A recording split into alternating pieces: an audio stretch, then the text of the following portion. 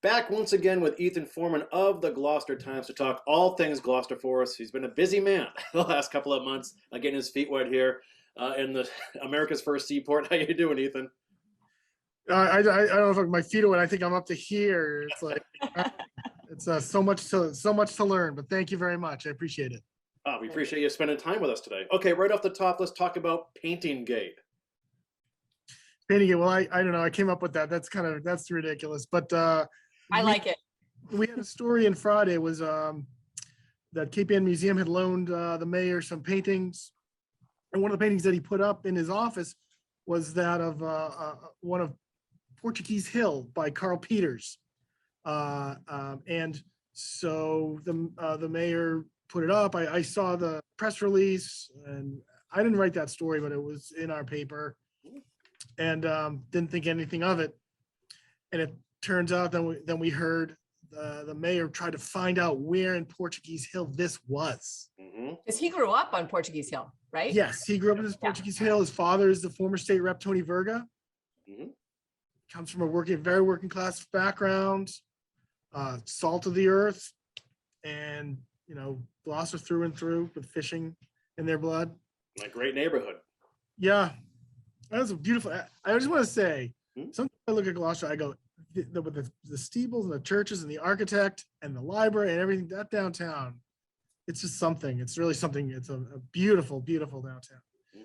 He went looking, and he thought that maybe it was Staten Street. I think that's in the neighborhood, looking at Taylor.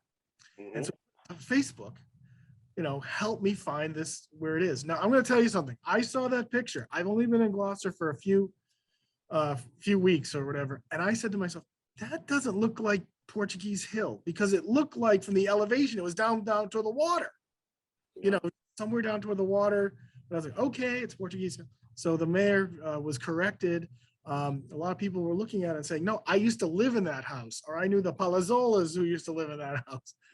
This woman named Lisa Tars, in the middle of this thread, 100 comments said, I think it's a fort. And so it turned out to be the Fortunate Home by named Chris Palazzola, and his daughter Lisa. And Chris Palazzola's childhood home. And I mean, it's like a crazy coincidence. So the Facebook sleuths figured it out, and it was really very interesting to meet Chris, the homeowner. He doesn't live there, but it's a property he owns. This is his old house, keeps him busy. And he's showing me the house, and they said, well, there's no chimney. There's chimneys in the painting, but there's no chimneys in the house. He took them down because he's just converted the house to electric from gas. So it was really very interesting. And the really interesting thing is that this guy had seen the painting. It had been in a former mayor's office. It had been, I guess, in Carolyn Kirk's office. The Cape Ann Museum had loaned it to Carolyn Kirk, and it wound up in Mayor Safadia's office. And he was doing maintenance in there, and he's like, that's not Portuguese Hill. He goes, that's my house. Well, so he had already corrected it. He'd seen it 7 years ago. Yeah. He wasn't on Facebook, but his daughter spotted the Facebook post, Mayor Verga's Facebook post. Help me find where in Gloucester this is. Yeah. And she's So like, no, Ethan, that's Fort Square. What do we do with the title of the painting now? And did artist Carl Peters, was he at fault? How did he know? He couldn't have gotten it wrong. No, who knows that maybe they took license. I mean, if you think about, I don't know. I mean, I'm just guessing. I mean, it's like you just come down the hill, you paint a house. Well, he knew what neighborhood he was in, but I don't know. He didn't. I'm guessing he didn't title it, and someone else picked it up and said, "We'll call this Portuguese Hill." No, I'm not going to speculate it, but the Cape Ann Museum did say that from his widow when she donated it, that it came with that title. I mean, maybe it was artistic license to say this is what it represented. I'm just guessing, but it was. In the museum may take the chance to either correct the name or perhaps make an explainer. But it was a really cool. It was a really cool. It's a great story. Yeah. Yeah, awesome stuff all around. Yeah, thanks for that, Ethan. Okay, next up, hybrid meetings at Kairou's Auditorium. What's the latest there? Well, this is an interesting story for me. I used to report on the city of Peabody, and they have a similar auditorium, large auditorium, actually I think a little bit bigger, or in capacity. I don't know. Kairou's is a big place. When the pandemic hit, they went remote, and then they said, we want to go back into a hybrid form. We want to meet in person and allow for remote participation.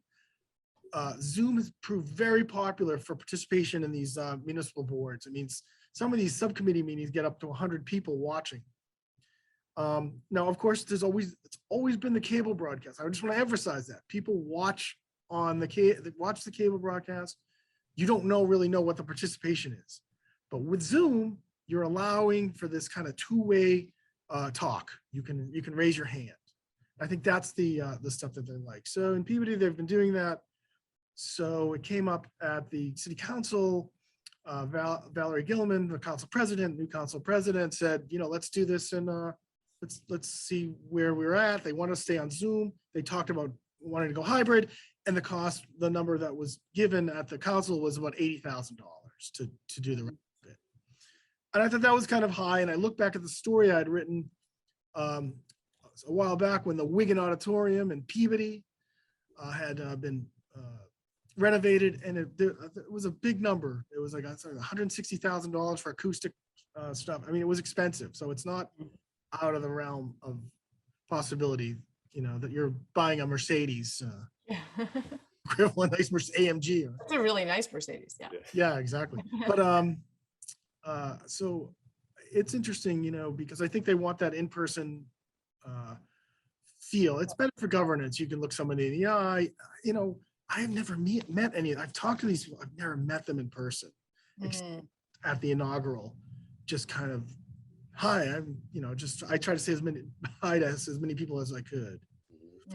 So it would be nice. And but one of the things that I think that they're talking about is I think they want to do the retrofit for hybrid meetings, having that capability, having that it'd be part of a renovation project in the city hall rather than it being a standalone. So we'll see what happens. So where does this go, Ethan? Is there going to be a panel to research the options? What's going to happen here?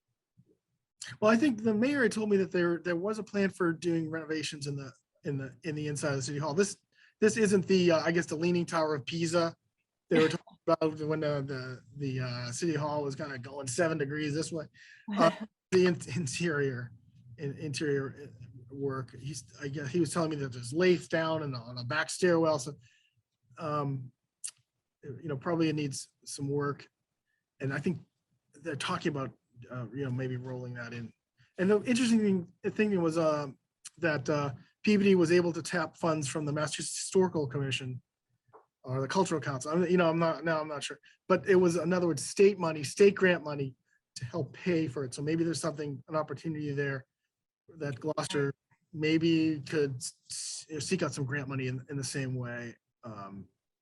But it'd be great to see a meeting there. That's a beautiful hall. Really beautiful. Yeah. So until then, though, they will be completely remote with each other and everything's on Zoom, right? They said, yeah, and of course it's the pandemic, and I think that they were talking about to be safe. Yeah. Now, who knows if they want to go to the school? I mean, the school committee meets at the high school. So maybe they could go, use the school committee. Where the school committee meets. I mean, there's that capability there, with the broadcast and everything. Interesting. Yeah, The harbor master's office, the Mayor Verger was mentioning the harbor master's office to me, but we'll see. I think for now, for safety, they're going to stay remote. Great stuff, Ethan. Okay, what else are you working on? Well, I'm in the process of watching the Planning and Development Committee, the zoning proposals to increase the housing stock in Gloucester. Not affordable housing. More affordable housing, right? Varied housing. It's housing across all markets. I mean, I think that's one of the things that is that this is a proposal for housing, not affordable housing. Right. Yeah. So I'm going through that now. So that's what I'm working on. Very nice. Well, that's a hot subject right now. So good luck with that. And it's pretty dense. So we interviewed Sean Henry the other day. I think it airs today. He, went through the list of issues. So 9 proposed amendments or whatever it's going to take. Yeah, it's a lot. Right. Deep dive. So just making it easier to convert to a 2-family house and going up, you can bump out your dormer, go a little higher. That's really Essentially. Cool. Yeah. Great stuff, Ethan. All right. Thanks again for your time. I will be sure to check in with you next week. Thank you. Take Thank care. Breaker 9, Breaker 9. Sorry about that. It's a newsroom. Right, exactly. Thanks, Ethan. Thank you. Interested in a sponsorship? Email sponsor@1623studios.org to learn more.